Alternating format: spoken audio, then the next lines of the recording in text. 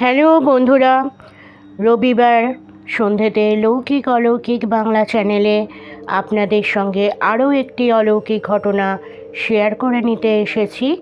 আমি সুদেষ্ণা। আজ আপনাদের সঙ্গে যার ঘটনা শেয়ার করব তিনি নিজের নাম গোপন রাখতে বলেছেন, ধরে নিচ্ছি। তার নাম সুধা বসু। সুধাদির জীবনে এমন কিছু ঘটেছিল যেটার ভয় থেকে ভয়টা আজও উনি কাটিয়ে উঠতে পারেননি। তো সুধাদির ঘটনা যাওয়ার আগে আপনাদের একটা ছোট্ট রিকোয়েস্ট করব। অনেকেই আছেন হয়তো জানেন না, ইউটিউবে অন্য চ্যানেলে বলা ঘটনা এক চ্যানেলের বলা ঘটনা আর এক চ্যানেলে বলা যায় না। আর যারা আমাকে ঘটনা পাঠাচ্ছেন, ধরে নেব তারা আমাকে সত্যি ঘটনাই পাঠাচ্ছেন। গলার অবস্থা আবার খুব খারাপ হয়েছে, ঠান্ডা লেগেছে, আমাকে মার্জনা করবেন। আর আমার এক্সটেন্ডেড ফ্যামিলি বা যারা আমার সঙ্গে নিয়মিত থাকেন প্রত্যেককে স্বাগত জানাচ্ছি আবারও। এবার শুরু করতে চলেছি আজকের ঘটনা। আমরা অনেকেই জানি বা অনেকেই জানি না যে যারা এয়ারফোর্সে চাকরি করেন, তো তাদের মধ্যে যারা বিবাহিত ওনারা কোয়ার্টার পান, আর অনেক অবিবাহিত যারা চাকরি করেন তারা মেসে থাকেন। তো এই ধরনের মানুষ যারা এয়ারফোর্সে চাকরি করেন তাদের বিবাহিত যারা, তারা এই রাজস্থানের সুরতগড়, হরিয়ানার আম্বালা এইসব জায়গায় কোয়ার্টারগুলো পান, ওনাদের ওখানে কোয়ার্টার আছে থাকবার জন্য। তো সুধাদি বলছি, আমাদের থেকে বেশ বড়। সুধাদির জীবনে এই কোয়ার্টারে থাকার সময়ই কিছু অভিজ্ঞতা হয়েছিল যেগুলো আনন্যাচারাল বলা যায়, অলৌকিক বলাই যায়। তো উনি যে ঘটনাটা শেয়ার করেছেন, টুকরো টুকরো ঘটনা। ওনার তখন সদ্য বিয়ে হয়েছে, একদমই খুবই কম বয়সে ওনার বিয়ে হয়েছিল। জাস্ট গ্র্যাজুয়েশন শেষ করেছিলেন এবং তারপরে পরেই বিয়ে হয়ে যায়। তো বিয়ের পর ওনার হাজব্যান্ড যেহেতু এই এয়ারফোর্সে চাকরি করতেন, সেই সূত্রে ওনাকে ওনার হাজব্যান্ডের সঙ্গে চলে যেতে হয়েছিল সুরতগড়, আম্বালা এইসব বিভিন্ন জায়গায় পোস্টিং হয়েছিল। তা প্রথমে উনি ছিলেন সুরতগড়ে। ওখানের কোয়ার্টারটা তখন ওনাদের অবস্থা এমনই ছিল আর কি, যে গল্প করেছেন ওনার এয়ারফোর্সে বড় বড় ট্রাঙ্ক দেওয়া হয় যারা চাকরি করেন, সেই দুখানা ট্রাঙ্ককে জুড়ে তার উপরে কম্বলের মতো পেতে, বালিশ পেতে শুতেন ওনারা। একজনের বিছানা ওখানেই হয়ে যেত। আর একদম নতুন দম্পতি, কিছুই সেভাবে গুছিয়ে উঠতে পারেননি। তার সম্বলের মধ্যে হয়েছিল একটি টেবিল ফ্যান, ছোট একটি টেবিল ফ্যান। তো সুধাদি বলছেন, হাজব্যান্ড তো চাকরিতে চলে যেতেন, উনি নববিবাহিতা একজন সদ্য তরুণী, বা একলাই থাকতেন, রান্না টান্না করতেন। প্রথম ঘটনা যেটা ঘটতো সেটা সুরতগড়ের ঘটনা। উনি দুপুরবেলা শুয়ে আছেন এবং পেছন দিকে একটা ছোট্ট টুলের ওপরে ওই টেবিল ফ্যানটা ঘুরছে, বা অনেক সময় উনি বন্ধও করে রাখতেন ওনার নানা রকম সমস্যার কারণে। তো একদিন এরকম ফ্যান চলছে, উনি পেছন ফিরে দেওয়ালের দিকে মুখ করে শুয়েছিলেন। হঠাৎ ওনার মনে হলো ঘরে যেন কে ঢুকলো। তো ওনার যে ঘরটা ছিল একদম ওপরে, সংলগ্ন ছাদ ছিল। তো উনি ভাবলেন বোধহয় ওনার হাজব্যান্ড কোনো কারণে এসছেন, আর কিছু হয়তো নিতে টিতে এসছেন, তা উনি আর অতটা প্রথম গুরুত্ব দেননি। এইবার হঠাৎ করে দেখলেন টেবিল ফ্যানটা বন্ধ হয়ে গেল। তখন গরমকাল ছিল। উনি তখন দেয়ালের দিকে মুখ করেই বলছেন, কী গো, ফ্যানটা বন্ধ করলে কেন? কী নিচ্ছ? টুকটাক টুকটাক আওয়াজ হচ্ছে। তারপরে উনি ঘুরে শুলেন। যখন মানে শুয়ে এদিকে আর কি মুখ করে শুলেন, দেয়ালের দিকে পিঠ করে, উনি ধর্মর করে উঠে বসলেন। ঘরে কেউ কোথাও নেই, ঘর একদমই ফাঁকা। টেবিল ফ্যানটা নিজে থেকেই বন্ধ হয়ে গেছে। তখন ওনার প্রথম মাথায় যেটা এসেছিল, হয়তো কোনো কারণে সুইচ ফুইচ খারাপ হয়ে গেছে, ঠিক আছে হাজব্যান্ড আসলে উনি ওনাকেই বলবেন দেখে দিতে, যে বা কোনো চেনা জানা লাইট ইলেকট্রিকের মিস্ত্রি যদি থাকে কারোর কাছাকাছি, তা নিয়ে আসতে। এসব নানা কথা ভাবছেন অল্প বয়সী একটি মহিলা তখন। এরপরে উনি সুইচটা একটু এদিক ওদিক করতে ফ্যানটা আবার চলতে শুরু করলো। এই ছিল প্রথম দিনের ঘটনা। এবার দ্বিতীয় দিনের ঘটনা, তখন একটু সন্ধে সন্ধে হয়ে এসছে। দিনের বেলা আর কিছু হয়নি, তারপরে আর কি সন্ধে সন্ধে হয়ে এসছে। উনি দেখছেন ছাদে কেউ একটা পায়চারি করছে। তো উনি কি করলেন, বেশ খানিকক্ষণ তাকিয়ে থাকলেন, দেখলেন একবার এ প্রান্ত থেকে ও প্রান্তে গেলেন একজন ভদ্রলোক, ও প্রান্ত থেকে এ প্রান্তে এলেন। ওনার একটু অস্বস্তি লাগলো, কারণ যিনি পায়চারি করছিলেন ওনার হাজব্যান্ড তখনও ফেরেননি। এবার যেহেতু ছাদের সংলগ্ন ছিল ঘরটি, উনি আস্তে আস্তে উঠে দরজাটা দিয়ে দিলেন। তারপর খানিক বাদে দরজায় টুকটুক টুকটুক করে আওয়াজ। উনি কে কে করলেন, তখন ওনার হাজব্যান্ড ফিরে এসছেন। তখন বললেন, দেখো না, নিচের ভদ্রলোক বোধহয় পায়চারি করছিলেন, একটু অস্বস্তি লাগছিল, আমি দরজাটা দিয়ে দিয়েছি। তখন উনি নাম করে ওনার হাজব্যান্ড বলছে, অমুকদা তো নেই, অমুকদা বোধহয় ছুটি নিয়েছে, অমুকদা নেই, ওদের তো ঘরে তালা দেওয়া। তো ও তখন একটু ঘাবড়ে গেল। তখন বলল, দেখো আমি একলা থাকি, এরকম এরকম হচ্ছে। তা ওনার হাজব্যান্ড আবার কোনো কিছুই মানতেন না। উনি হা হা করে হেসে উড়িয়ে দিয়ে বললেন, হ্যাঁ ওইটাই কথা, তুমি একলা থাকো বলে তোমার মনে নানা রকম এরকম কুচিন্তা বা কিছু একটা হচ্ছে। তারপর বললেন, সুধাদি বললেন যে ফ্যানের সুইচটা একটু চেক করে দিও না, ফ্যানটা মাঝে মাঝে বন্ধ হয়ে যাচ্ছে।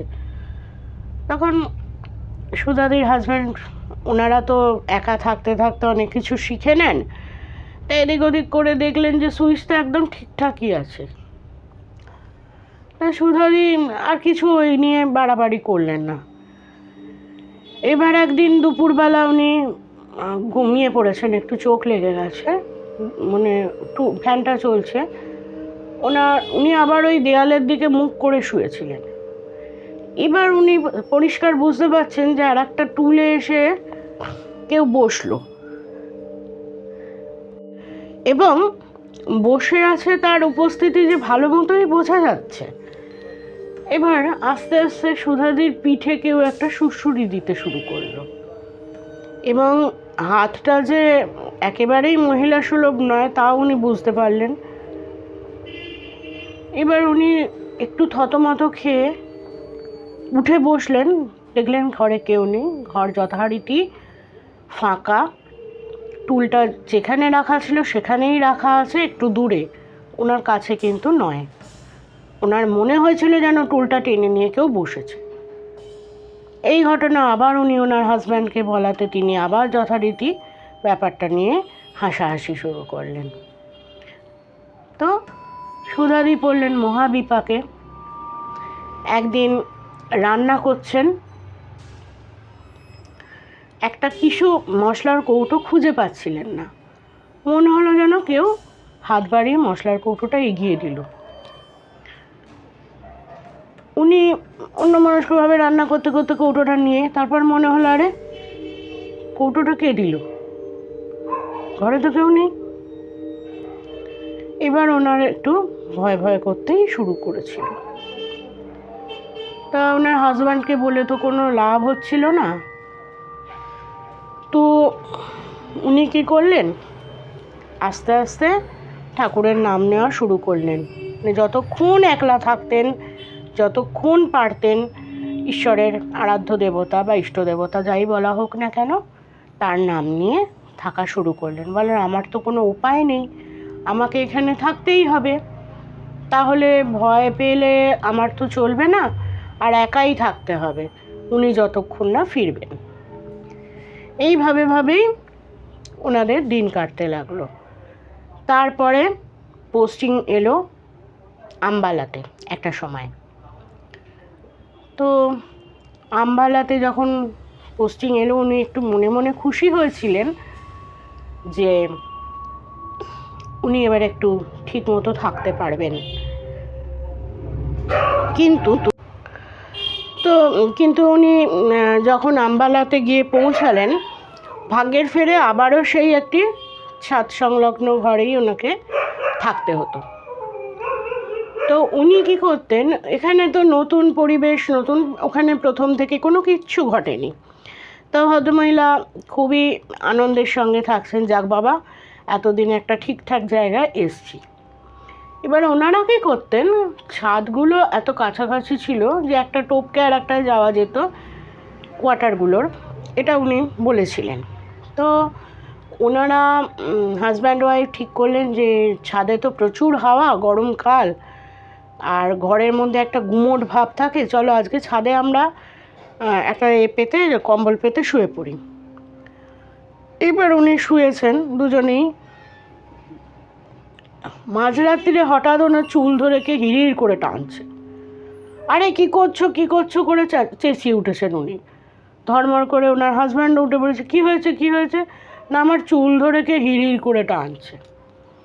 হাজব্যান্ড এবার হাসতে শুরু করলেন, বলে হ্যাঁ সবাই তো তোমাকেই পছন্দ করে, তোমার পিঠে সুড়সুড়ি দেয়, তোমাকে চুল ধরে হিড়ির করে টানে। মানে উনি প্রচণ্ড রকম হাসাহাসি শুরু করলেন। বলে মাঝরাত্রিরে ইয়ার্কি না মেরে ঘুমিয়ে পড়ো, বলে উনি পেছন ফিরে শুয়ে পড়লেন। আর এইসব জায়গায় যারা চাকরি করেন তারা তো সবাই জানে একটু ডাকাবুকো মানে অকুত ভয় হয়, নির্দয় হন। তো সুধাদি আবার একটু ঘুম এসছে, মনে হচ্ছে যেন ছাদের মানে ওনাদের যেখানটা শুয়েছেন মিডল পোর্শনে, তার চারদিক দিয়ে যেন কে হেঁটে বেড়াচ্ছে গোল হয়ে। এইবার সুধাদির খুব ভয় করতে শুরু করলো, উনি এবার চিৎকার করতে শুরু করলেন। তখন ওনার হাজব্যান্ড বাধ্য হয়ে ঘরের মধ্যে ঢুকে বললেন, বাবা তুমি ঘরে শো, তোমার হাওয়া খেয়ে দরকার নেই, গরম যতই থাকুক তুমি এই ঘরের মধ্যেই থাকো। ঠিক আছে, সেদিনের মতো। এরপর বেশ কিছুদিন কেটে গেছে, কোনো ঘটনা ঘটেনি ওনার সাথে। তো এবারে উনি কী করলেন, একদিন আবার হাজব্যান্ড প্রপোজাল দিলেন যে আজকে ভীষণ গরম, একটা পাতাও নড়ছে না, আজকে আমি ছাদে শোবো। এবার ওনার হাজব্যান্ড ছাদে একলাই শুবেন ঠিক করলেন। তো সুধাদি তো ভয়ের চোটে কোনোদিনই মানে কোনোভাবেই আর ছাদে শোবেন না। তো ওনার হাজব্যান্ড শুতে, এইবার মাঝরাত্রিরে কী হলো, ওনার মাথার মধ্যে কী যেন টাকাটাক করে আঙুল দিয়ে মানে ওই তবলার মতো বাজাতে শুরু করলো। সুধাদির বর প্রথমে ভেবেছিলেন ওর ফিদুর যাচ্ছে, আবার ঘুম এসছে, ঘুমোচ্ছেন, আবার মাথার মধ্যে ওরকম টাকাটাক করে আঙুলকে যেন বাজাচ্ছে। এইবার ভদ্রলোক বুঝতে পারলেন হয়তো ওনার স্ত্রী মিথ্যে কথা কিছু বলেননি, এরকম হয়। কিন্তু উনি আর ওইটাকে গা করেননি, বালিশ নিয়ে কম্বল নিয়ে সোজা ঘরে এসে শুয়ে পড়েছেন। তো বাকি যে জায়গাগুলোতে ওনার পোস্টিং হয়েছিল পরবর্তীকালে, সেখানে আর কোনো ঘটনা ঘটেনি। ঘটনা ঘটেছিল এই দুটো জায়গাতে, সুরতগড়, আম্বালা। তা এই ছিল আজকে আমাদের ছোট্ট সুধাদির জীবনে ঘটে যাওয়া ছোট কিছু টুকরো অলৌকিক ঘটনা, যার কোনো ব্যাখ্যা উনি আজ অবধি খুঁজে পাননি, এবং যখনই চেষ্টা করেছেন বুঝতে, উনি কোনো সদুত্তর খুঁজে পাননি। কিন্তু ভয়টা আজও তাড়া করে বেড়ায়, ওরে বাবা ওখানে যে কী ঘটতো আর বলা যাবে না। এই রকম নানা রকম ছোট ছোট ঘটনা ওনার জীবনে ঘটে গিয়েছিল। বন্ধুরা, আপনাদের কাছে একটাই রিকোয়েস্ট, আপনাদের জীবনে বা আপনাদের পরিচিত কারোর জীবনে যদি এই ধরনের ঘটনা ঘটে থাকে তাহলে প্লিজ আমার সঙ্গে শেয়ার করবেন, নাহলে চ্যানেলটি এগিয়ে নিয়ে যাওয়া খুবই কষ্টকর হবে। কারণ আমাদের নিজেদের জীবনের ঘটনা তো সীমিত, আমরা অন্যের জীবনের ঘটনাও শেয়ার করি, সেই জন্যই শেয়ার করতে হয়। তো আজকে আমার গলার অবস্থা খুব খারাপ, বেশি কিছু না বলে বিদায় নিচ্ছি। সবাই ভালো থাকবেন, সুস্থ থাকবেন, আর সামনে রবিবার আরও নতুন নতুন ঘটনা আপনাদের সঙ্গে শেয়ার করব। যারা বিশ্বাস করেন তারা তো খুবই ভালো কথা, যারা বিশ্বাস করেন না তারা না হয় এন্টারটেনমেন্টের জন্যই শুনে নেবেন। আর কমেন্ট, প্রচুর পরিমাণে কমেন্ট পাচ্ছি, খুবই ভালো লাগছে, কমেন্ট পড়তেও খুবই ভালো লাগে। তো আপনারা সঙ্গে থাকবেন, এভাবেই আমাকে সাথে করে এগিয়ে নিয়ে যাবেন। সবাইকে নমস্কার জানিয়ে আজকের মতো শেষ করছি। বাই।